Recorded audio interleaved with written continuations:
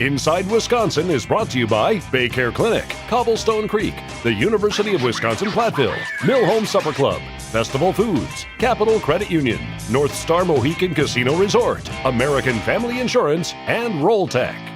And so here he is, Super Bowl champion, former center for the Green Bay Packers, the one, the only Frankie Bag of Donuts, Frank Winters on Inside Wisconsin. What's up, Frank? Hey, guys. How you doing? Everything's great. How about yourself? Well, I'm not sitting in Naples, so I was fine right up until I looked at your background, which I made you move, so I didn't have to see the water or the palm trees.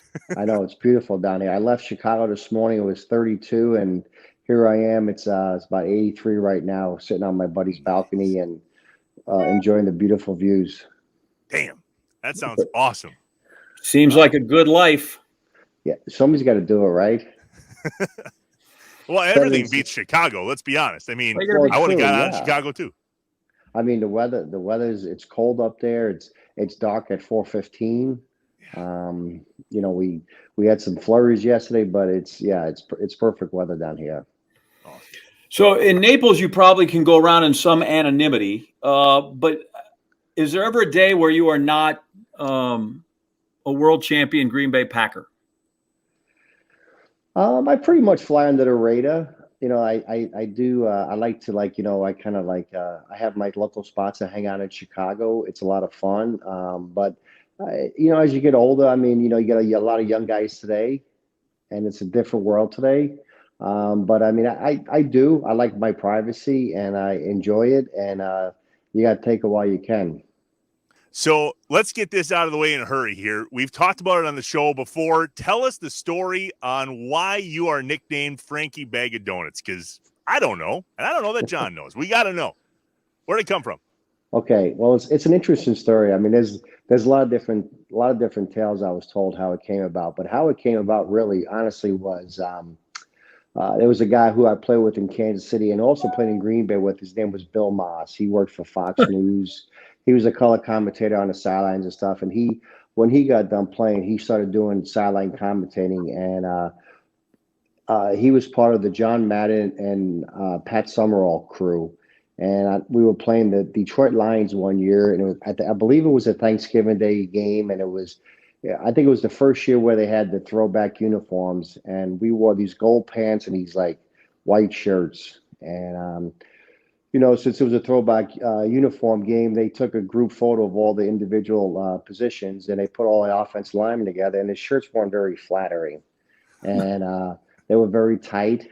And when we took the picture, Bill Moss showed this picture to John Madden, and John said, "Oh, they look like a bag of donuts." That's like all the guys were wearing the white shirts. And so during the game, I think we ran a screenplay, and I think Bill kind of circled the play, and John started circling me, and all of a sudden, the next thing that happened was it went from the offensive line looked like a bag of donuts to Frank Winters being called Bag of Donuts, and that's how it came about. And people didn't think it happened. It had something to do with donuts and stuff. Like I eat like a bag of donuts every day, which I don't.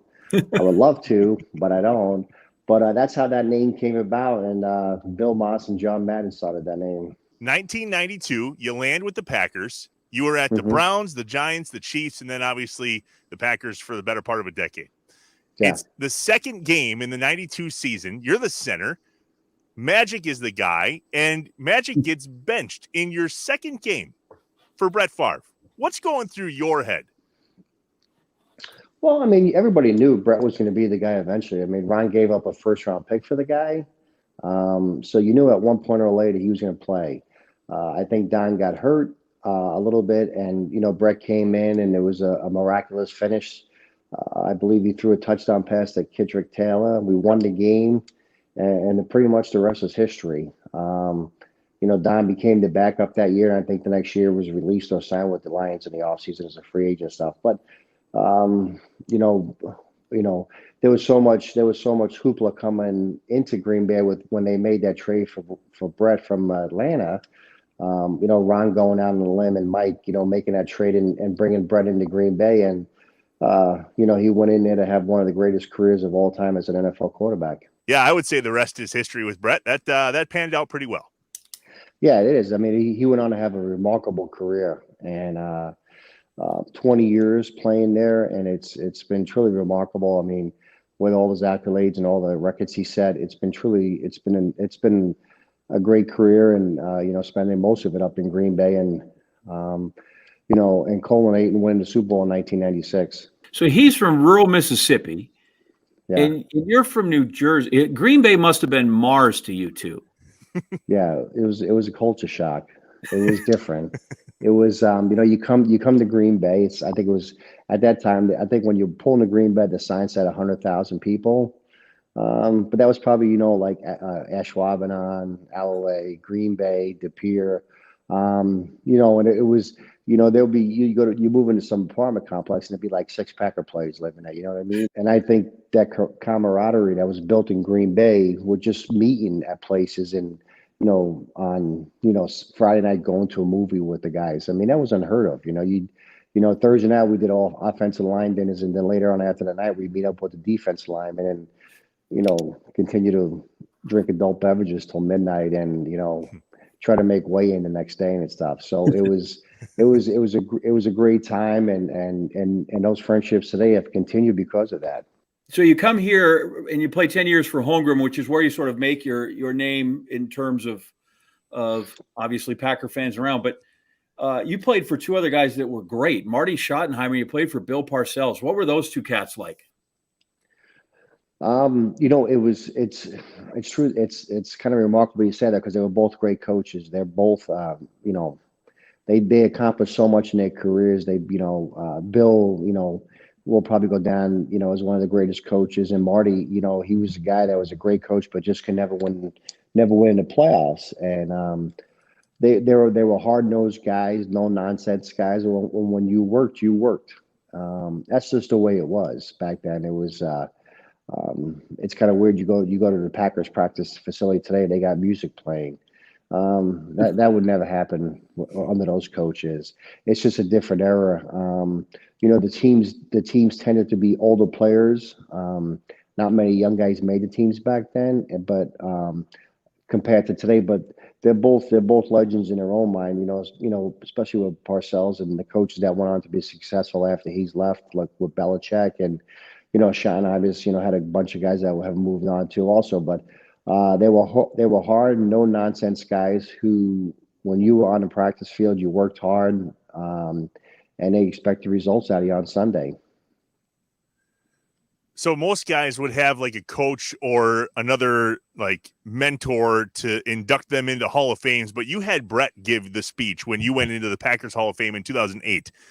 Was that one of those moments where you're like, it's the best man at your wedding and you hope he doesn't tell stories that really aren't supposed to be told? Like, was that nerve-wracking for you? Because I can only imagine how much stuff you guys got into, and you're like, shut up, Brett. Don't tell that, Brett. Shut up. Well, I mean, I think it's a mutual respecting. I mean, there's things you do as players, and there's things you have fun with, and there are certain things that happen that you try to keep them on a private note. We had a lot of fun, and it was truly an honor to reverse the roles and be his introduce him into the Green Bay Packer Hall of Fame when he retired. Mm-hmm.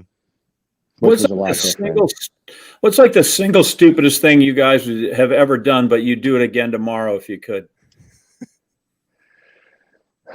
Man, there's so many things. I mean, he was a total prankster. I mean, the red hot. He would, guys would be halfway down in the practice facility, and all of a sudden that red hot would hit in your jock area or under your armpits. And I mean, he was notorious for that. He was notorious for taking your car and moving it across the parking lot, and turning the air conditioner on when it's 20 below zero out, and then in the summertime you turn your car on and he's got the heat full blast. He was the prankster of the team, and he did it to everybody. He did the fart machine with Holmgren up on the podium talking in front of the team. He threw the stink bomb into John Madden's Saturday night team meeting with the coach and stuff. He was a grown man with a big heart of a kid at heart, and he just loved it. He really enjoyed going to practice and having fun with the guys. I don't think we're done with those stories anytime soon. More with Packer great Frank Winters in just a bit. We are Inside Wisconsin. Inside Wisconsin is brought to you by Baycare Clinic, Cobblestone Creek, the University of Wisconsin-Platteville, Mill Home Supper Club, Festival Foods, Capital Credit Union, North Star Mohican Casino Resort, American Family Insurance, and Roll Tech. JA, Inside Wisconsin, and American Family Insurance. We're calling it Quotes for a Cause. Pretty awesome. I like it. I want to learn more, and I'm glad that we are a part of this with American Family. My thought is, listen, if it's good enough to be on the Brewer Stadium, or you can put it on Steve Stricker's sleeve, that is a great partner, great neighborhood. I'm glad we're there. Us too. We are glad we're here with them. It's Quotes for a Cause. Head to InsideWisconsin.com/AmFam. Get a quote, and your local participating agent will donate $5 to Habitat for Humanity. John Anderson's going to come and build houses. I just signed you up for that. Listen, my dad, Collins Custom Basement, for years, donated a basement to Habitat Humanity every year. That he went out and did that in the Green Bay, Brown County area. So I can't think of a better partner, and I can't think of a better cause, especially in and around the holidays, right? Gosh, if you can get somebody home for a holiday and get them in and get them shelter and put that Christmas tree up or have that Thanksgiving dinner, whatever it is, boy, that'd be special. And we are lucky that we get the chance to be a part of it. InsideWisconsin.com/AmFam. It's Quotes for a Cause. Go and work with your local American Family Insurance agent. Go there now. Insure carefully. Dream fearlessly with American Family Insurance.